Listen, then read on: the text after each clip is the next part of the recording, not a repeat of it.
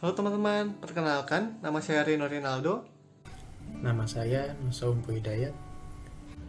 Dan saya Rifda Kalisa Putri Fasa. Kami dari Himpunan Mahasiswa Akuntansi Universitas Bina Nusantara dalam rangka pengabdian kepada masyarakat ingin menyampaikan materi mengenai PPh pasal 26. Yuk, kita simak videonya untuk memahami penjelasannya lebih dalam. Jadi, sebenarnya apa sih PPh pasal 26? Menurut Undang-Undang Nomor 36 Tahun 2008, PPh pasal 26 adalah pajak penghasilan yang dikenakan atas penghasilan yang diterima wajib pajak luar negeri dari Indonesia, selain bentuk usaha tetap atau BUT di Indonesia. Ketentuannya ada PPh pasal 26 terutang pada akhir bulan yang dilakukan pembayaran atau akhir bulannya terutangnya penghasilan tergantung yang mana terjadi lebih dahulu. Pemotong PPh pasal 26 wajib membuat bukti pemotongan PPh pasal 26 rangkap 3 yang terdiri atas lembar pertama untuk wajib pajak luar negeri, lembar kedua untuk kantor pelayanan pajak, dan lembar ketiga untuk arsip pemotong.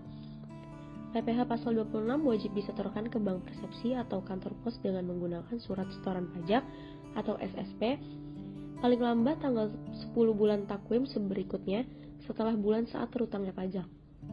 SPT masa PPh pasal 26 dengan dilampiri SSP lembar kedua, bukti pemotongan lembar kedua dan daftar bukti pemotongan disampaikan ke KPP setempat paling lambat 20 hari setelah masa pajak berakhir.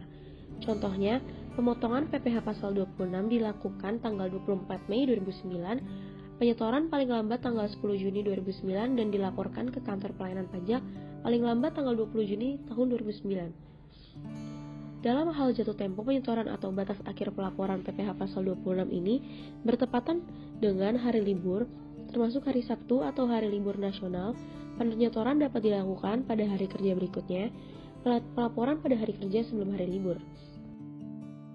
Pengecualian Peraturan Menteri Keuangan Nomor 14/PMK.03 Tahun 2011, BUT dikecualikan dari pemotongan PPh pasal 26 apabila penghasilan kena pajak sesudah dikurangi pajak penghasilan dari BUT ditanamkan kembali di Indonesia dengan syarat yang pertama, penanaman kembali dilakukan atas seluruh penghasilan kena pajak setelah dikurangi PPh dalam bentuk penyertaan modal pada perusahaan yang didirikan dan berkedudukan di Indonesia sebagai pendiri atau peserta pendiri dan dilakukan dalam tahun berjalan atau selambat-lambatnya tahun pajak berikutnya dari tahun pajak diterima atau diperoleh penghasilan tersebut. Tidak melakukan pengalihan atas penanaman kembali tersebut sekurang-kurangnya dalam waktu 2 tahun sesudah perusahaan tempat penanaman dilakukan, mulai berproduksi komersial. Contoh perhitungan yang pertama adalah PPh pasal 26 ayat 1, yaitu 20% dikali penghasilan bruto. Untuk soal pertama, PT Perdana merupakan penerbit buku cerita anak-anak. Pada bulan Maret 2007 dibayarkan royalti sebesar 100 juta kepada Akira Toriyama sebagai pengarang buku cerita anak-anak Dragon Ball. Akira Toriyama adalah wajib pajak luar negeri. PPh pasal 26 yang dipotong oleh PT Perdana adalah 20% dikali dengan 100 juta rupiah sama dengan 20 juta. Untuk soal yang kedua adalah Jane adalah atlet dari Singapura. Dalam bulan Mei 2007 mengikuti perlombaan dari lari maraton di Indonesia dan merebut hadiah uang sebesar $20 dan kurs untuk $1 pada saat itu adalah 8.500. PPh pasal 26 yang dipotong oleh penyelenggara kegiatan di Indonesia adalah 20% dikali $20.000 dan dikali lagi dengan 8.500 sama dengan 34 juta rupiah. Hitungan yang kedua adalah 20% dikali penghasilan neto. PT Ananda merupakan perusahaan penyewaan gedung kantor dan pada tahun 2007 mengasuransikan bangunan bertingkat perusahaan asuransi di luar negeri. Building Life Insurance premi yang dibayar oleh PT Ananda kepada Building Life Insurance sebesar 1 miliar rupiah, yaitu PPh pasal 26 yang dipotong oleh PT Ananda adalah 20% dikali dengan 50% lalu dikali lagi dengan 1 miliar rupiah adalah 100 juta rupiah. Seperti pada contoh di atas, PT Ananda tidak mengasuransikan bangunan langsung ke perusahaan asuransi di luar negeri, tetapi mengasuransikan bangunan yang dimiliki kepada perusahaan asuransi di dalam negeri, yaitu perusahaan asuransi beringin dengan jumlah premi sebesar 750 juta rupiah. Untuk mengurangi resiko, Beringin Jaya mengasuransikan sebagai polis asuransinya kepada perusahaan asuransi di luar negeri Tower Insurance Ltd dengan premi sebesar 500 juta rupiah, yaitu PPh pasal 26 dipotong kuringin Jaya adalah 20% dikali dengan 10% lalu dikali lagi dengan 500 juta rupiah, hasilnya itu 10 juta rupiah. Contoh perhitungan selanjutnya adalah 20% dikali PKPP atau PPh terutang. Suatu bentuk usaha tetap di Indonesia memperoleh penghasilan kena pajak sebesar 17.500.000 rupiah.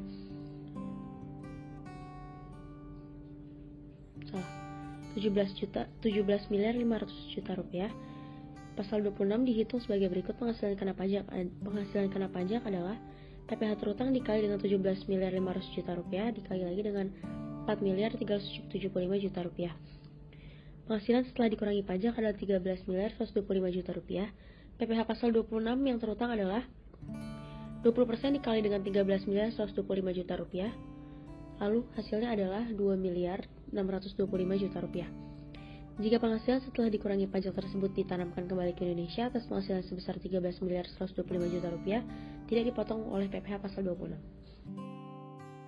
3 hal di bawah ini yang akan menentukan seorang individu atau perusahaan dikategorikan sebagai wajib pajak luar negeri.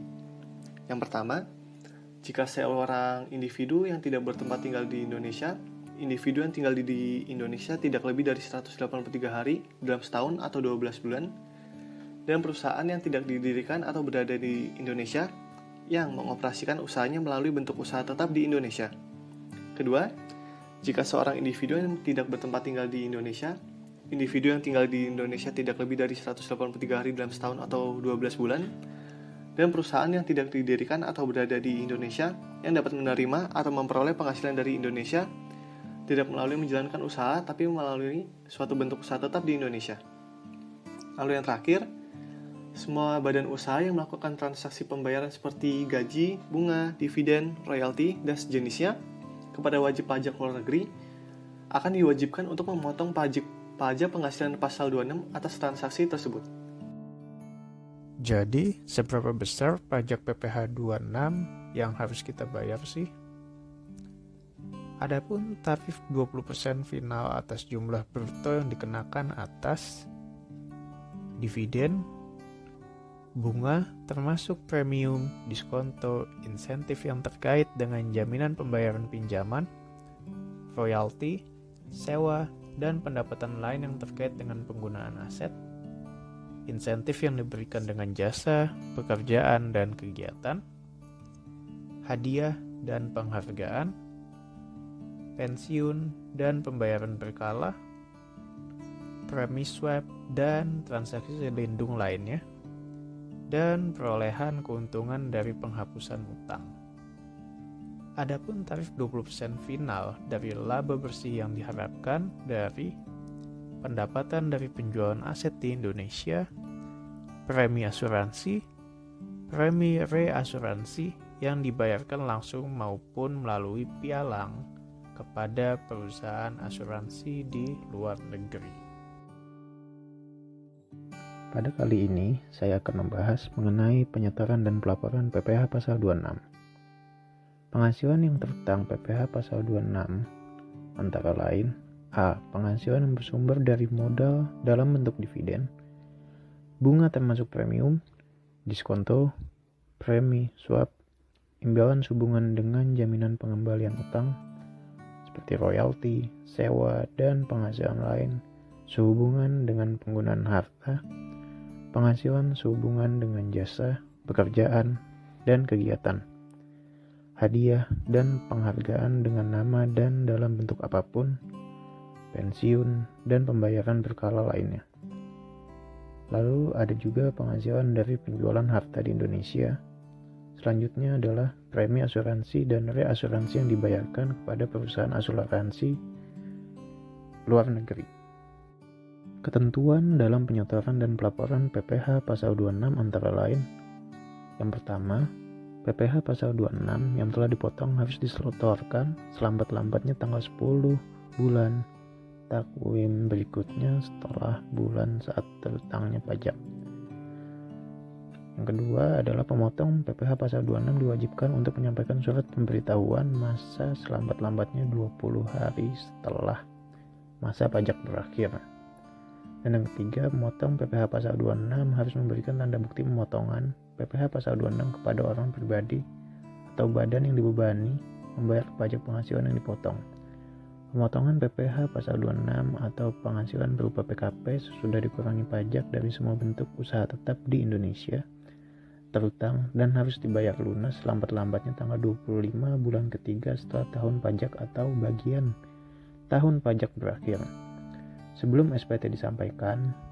Namun, apabila bentuk usaha tetap tersebut meminta perpanjangan jangka waktu penyampaian SPT tahunan, pemotongan PPh pasal 26 didasarkan pada perhitungan sementara, terutang dan harus dibayar lunas pada saat surat permohonan perpanjangan disampaikan, tetapi tidak melampaui tanggal 25 ketiga setelah tahun pajak atau bagian tahun pajak berakhir.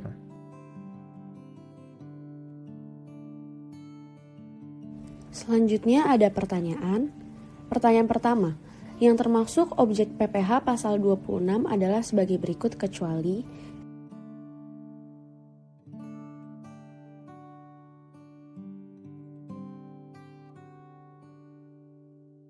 Jawabannya adalah C dengan penjelasan objek PPh pasal 26 terdiri dari pilihan A, B, D, dan E. Sedangkan untuk barang mewah itu sendiri termasuk ke dalam objek pasal PPh 22. Pertanyaan nomor 2. Dasar hukum yang mengatur tentang PPh pasal 26 adalah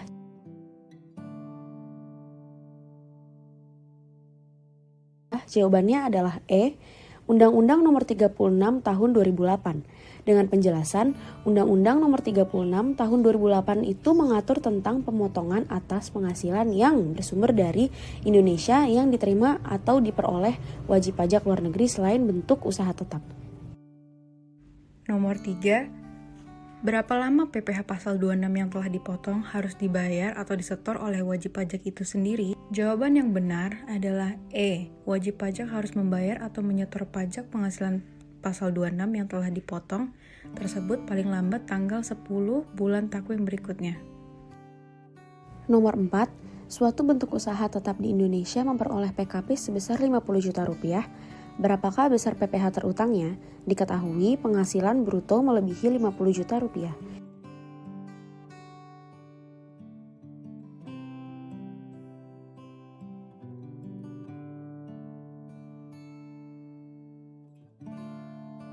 Jawabannya adalah B, Rp7.500.000 dengan penjelasan PKP.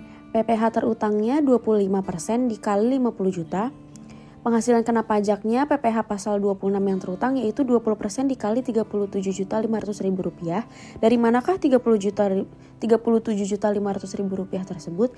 Yaitu 50 juta dibagi dengan Rp12.500.000 dengan hasil Rp37.500.000. Lalu hasil akhirnya adalah Rp7.500.000.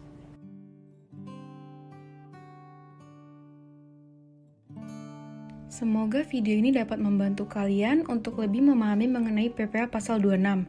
Akhir kata, kami dari Himpunan Mahasiswa Akuntansi Universitas Bina Nusantara ingin mengucapkan terima kasih sudah menyaksikan video pembahasan mengenai materi PPh pasal 26. Sampai jumpa di video pembahasan materi selanjutnya.